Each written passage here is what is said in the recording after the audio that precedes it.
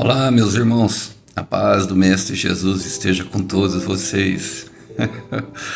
Que Deus abençoe quem me ouve, que o Senhor possa falar conosco hoje em mais uma breve mensagem, sempre por intermédio da sua palavra. Hoje, 1º de dezembro, o último dia do mês, é sempre uma expectativa de recomeço. Glória a Deus por isso. E que Ele possa falar ao nosso coração, sempre por intermédio da sua palavra. O texto para a nossa breve reflexão encontra-se hoje no Evangelho de Jesus Cristo segundo Mateus, capítulo 7. Peço que prestem atenção no texto que eu vou ler. Diz assim, a partir do verso 13: Entrem pela porta estreita. Eu quero repetir. Entrem pela porta estreita.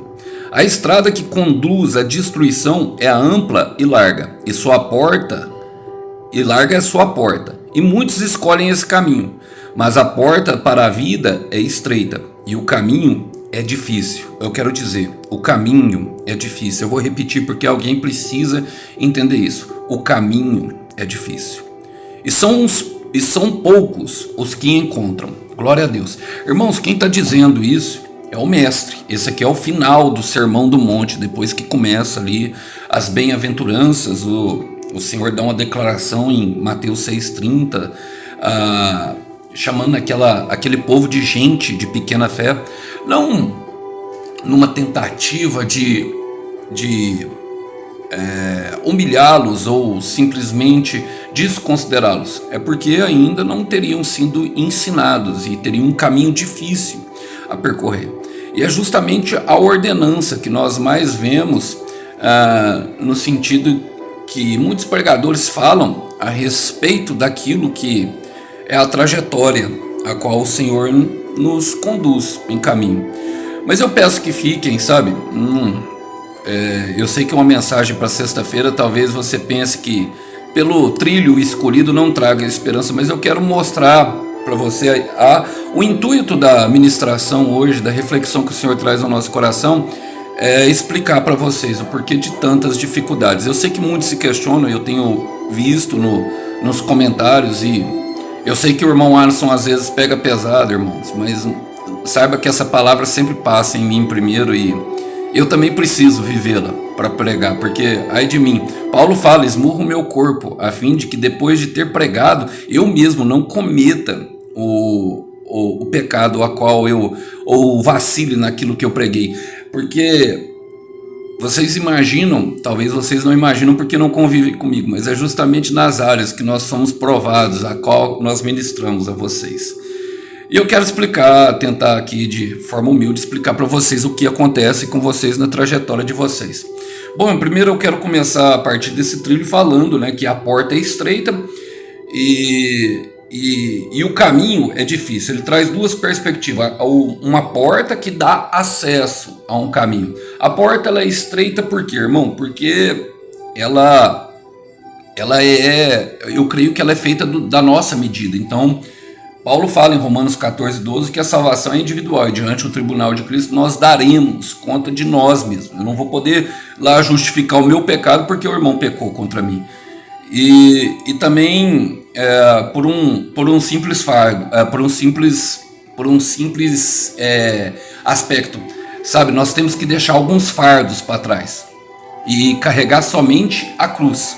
Negue-se a si mesmo e carregue a própria cruz. O Senhor Jesus diz que nós devemos odiar a própria vida e carregar a cruz. Agora, eu quero trazer para vocês uma perspectiva da dificuldade. Por que acontece isso?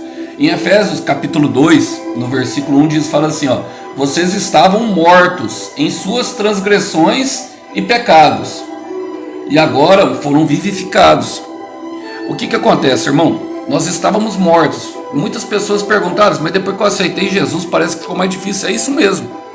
É isso mesmo. Sabe por quê? Porque nós estávamos mortos. E como diz o ditado, o morto ele não sente. Você foi vivificado, irmão. Você começa a sentir. E é por isso a grande questão da dor. Você começa a entender a caminhada de Jesus. A dor. Quem está vivo sente dor. Quem não está, não sente dor. Pedro fala em 1 de Pedro, capítulo 4, versículo 1, que o nosso sofrimento vem justamente pela morte, porque morremos com Cristo.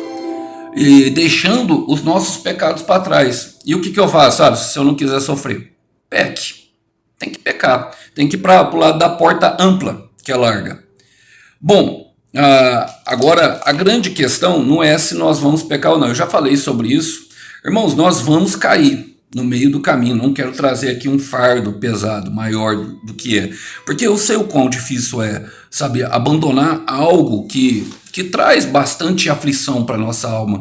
Alguma coisa que só nós sabemos, que nós carregamos, que nós enfrentamos na dificuldade do dia a dia. Principalmente pecados, por exemplo, como pornografia, que temos vergonha, sabe, de confessar isso para as outras pessoas. Temos uma vergonha enorme sabe, tememos o julgamento das pessoas, e isso nos conduz a esse caminho de morte. Mas é importante nós esforçarmos, entrar pela porta, sabe, e abandonando aos poucos, se assim eu posso dizer. Alguns têm que ter alguma atitude mais radical, por exemplo, a maconha e a cocaína, irmãos, até ela, eu falo para vocês que o meu processo foi demorado, foi 3 anos, sabe, para largar as drogas. Não foi algo simples, foi bastante doloroso. Eu vivi um conflito na mente e no coração que me levava justamente a querer voltar a esse lugar de morte, a não sentir a dor que eu carregava. Mas é importante nós percebermos, sabe, a questão das pessoas no meio do caminho. Por quê? Irmãos, olha, eu quero ler com vocês outro versículo. Representa justamente a libertação da escravidão do povo do Egito. Em Êxodo capítulo 5, no versículo 6, fala assim, ó: no mesmo dia o faraó deu a seguinte ordem aos feitores e capatazes responsáveis pelo povo: não forneçam mais palha ao povo para fazer tijolos, como faziam antes. Qual que era a intenção de Faraó? Era de aumentar. Por quê? Porque eles começaram a orar e adorar depois que Moisés foram lá interceder por eles. Então é por isso, meus irmãos, que aumenta o peso.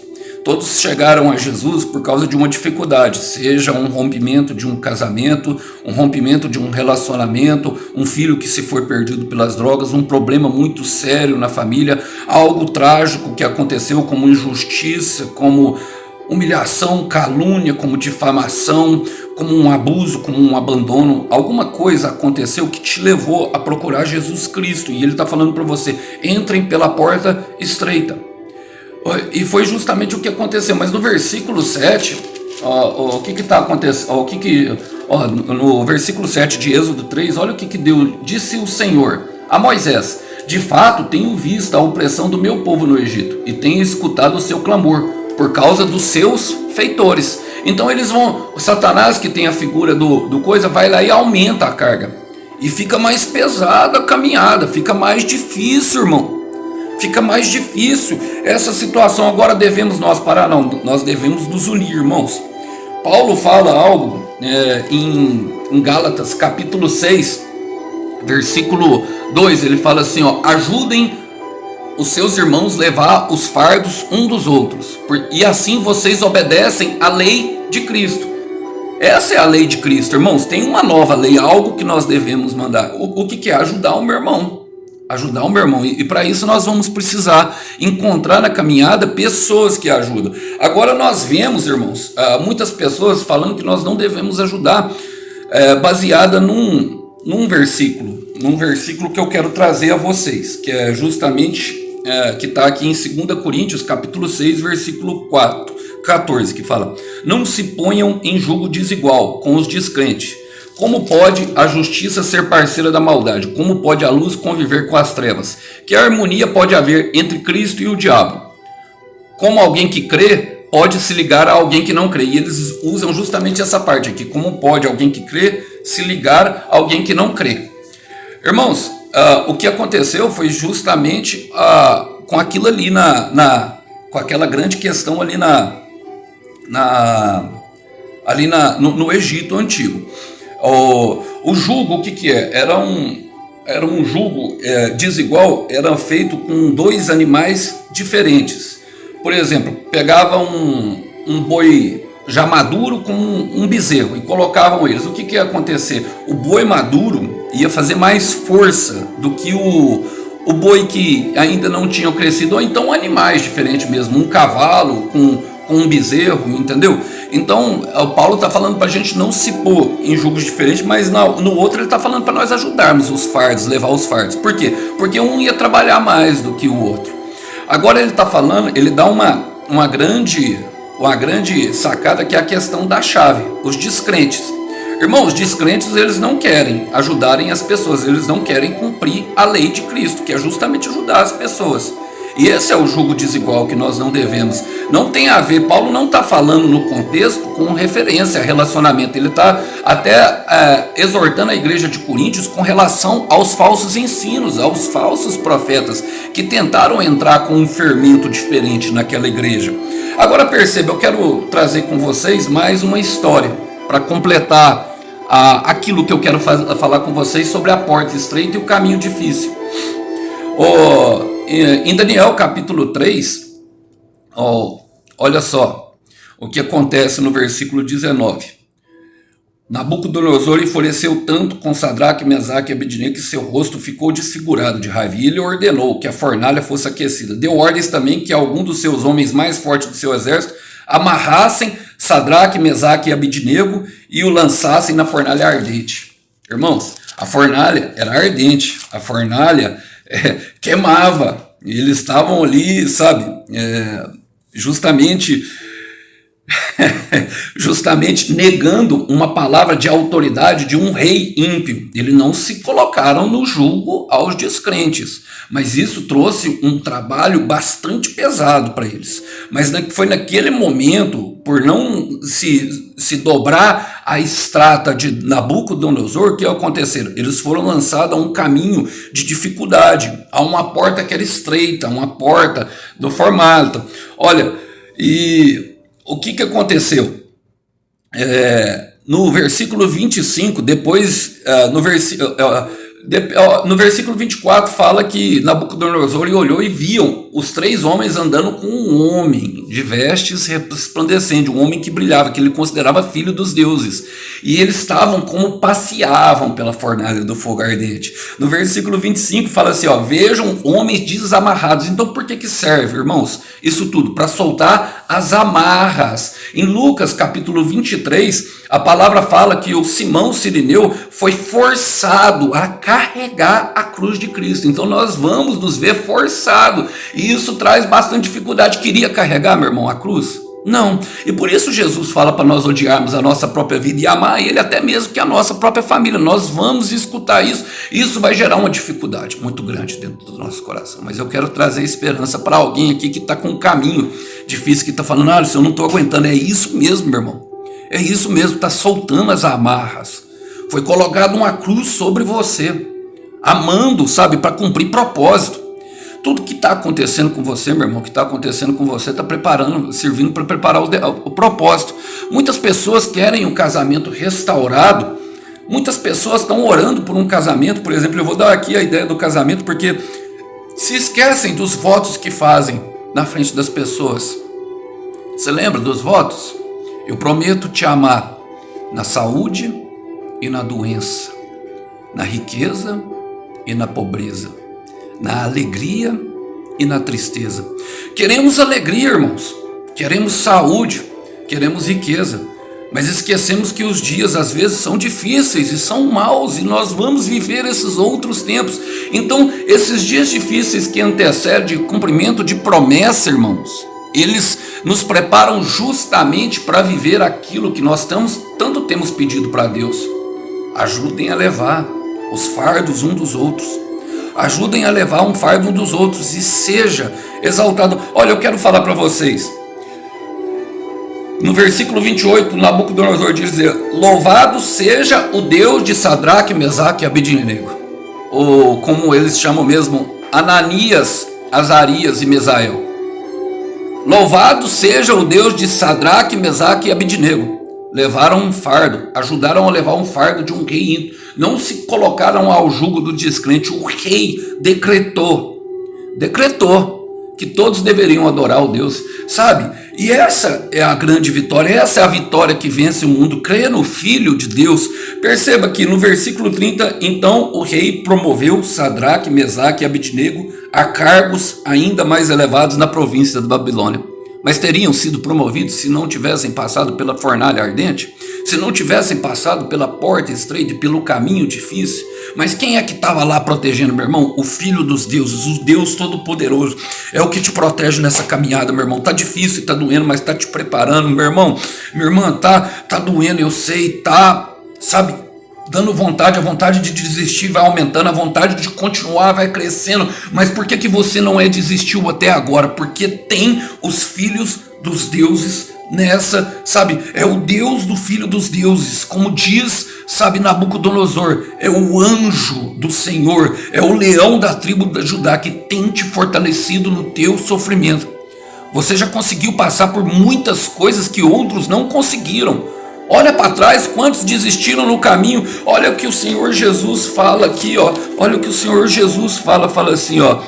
Muitos escolhem esse caminho, o caminho da destruição. O pecado, meus irmãos, ele te promete amor, mas ele te paga com a dor. O pecado te prometeu amor, mas te pagou com dor. Jesus não. O caminho é ao contrário. O caminho é ao contrário. Tá difícil mesmo, eu sei, mas persevera. Persevera. Sabe por quê? É por causa disso, a sua família. Você foi escolhido, você é o valente de Deus dentro da sua casa.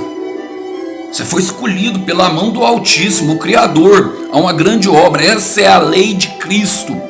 Assim nós obedecemos à lei de Cristo.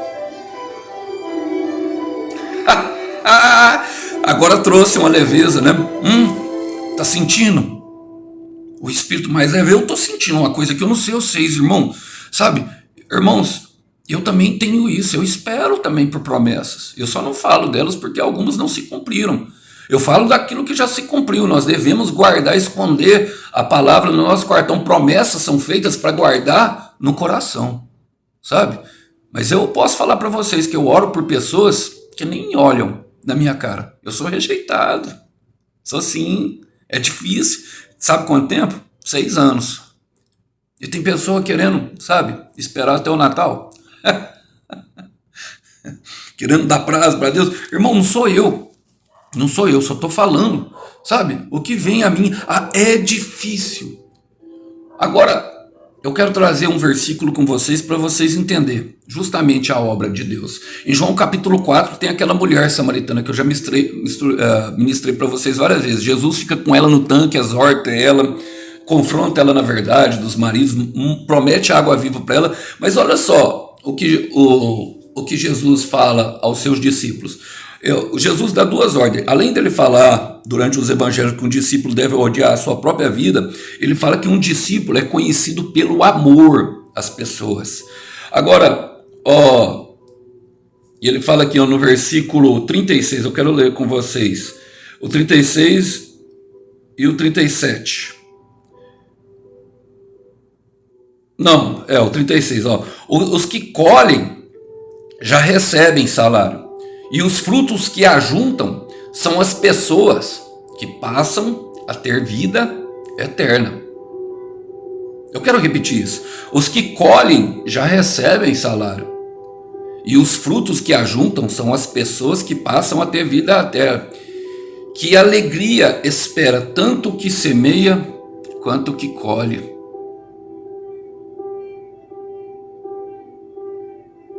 Alegria.